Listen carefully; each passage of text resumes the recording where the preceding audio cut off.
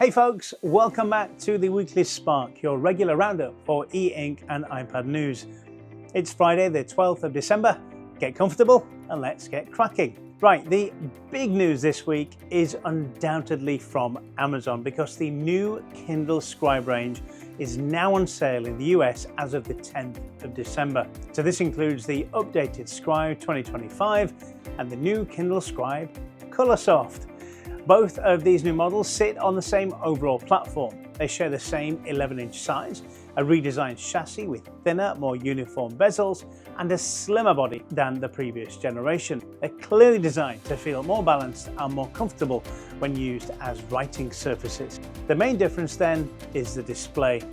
The standard Scribe uses a monochrome Carta panel, whilst the Colorsoft adds Kaleido 3 color e-ink, giving you color for highlights, diagrams, annotations, the lot.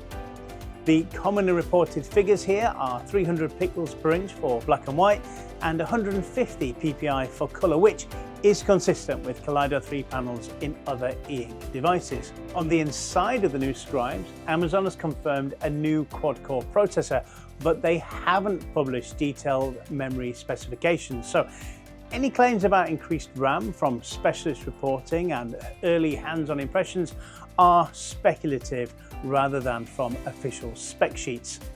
What can be said for certain is that early coverage consistently describes the new Scribes as feeling noticeably more responsive than the previous generations. Amazon has also spoken directly about changes to the display stack. They say it's been re-engineered to reduce parallax, and early reviews generally agree that the pen tip feels closer to the ink than ever before. And if you've ever used an ink device where it feels like the ink is floating under the surface, well, this is the problem they're trying to reduce. The front light has been refreshed as well. Amazon say that they focused on more even illumination, and early reports line up with that.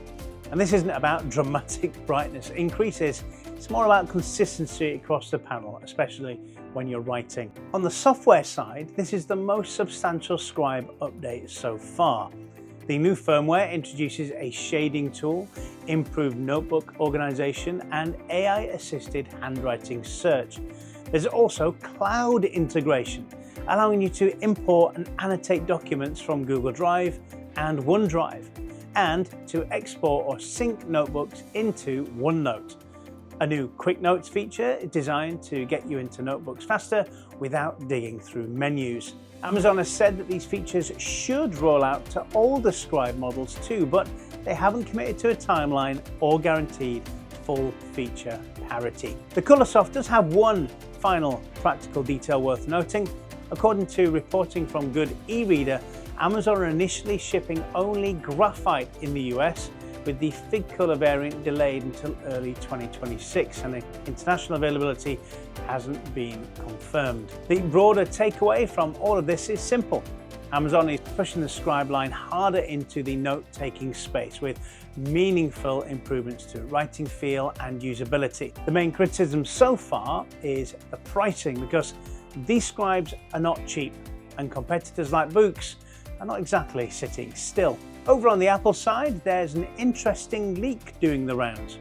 A report from Macworld, backed by Mac Rumors, claims internal iOS 26 code references a 12th generation entry-level iPad using the A19 chip, which is the same processor used in the iPhone 17. And this would be unusual because Apple's cheaper iPads have historically relied on older silicon. If true, using the A19 chip would represent a substantial performance jump over the A16 used in the current model. There are also claims of 8GB of RAM and the inclusion of Apple's N1 wireless chip for improved Wi-Fi and Bluetooth efficiency.